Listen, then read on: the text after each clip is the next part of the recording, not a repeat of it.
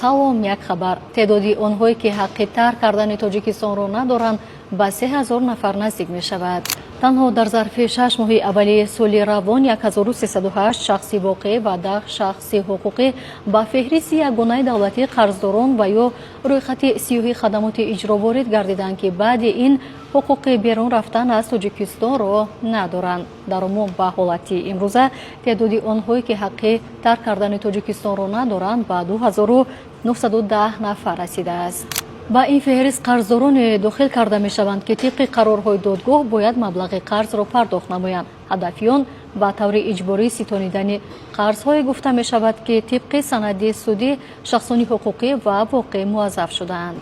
масалан онҳое ки ӯҳдадоранд алимент супоранд, агар онҳо дар муддати 2 моҳ алимент пардохт накунанд ба ин рӯйхат ворид мегарданд ва ба ин сурат аз ҳаққи тарк кардани Тоҷикистон маҳрум мешаванд. хабарҳои бештар дар телеграм канали Азия Плюс.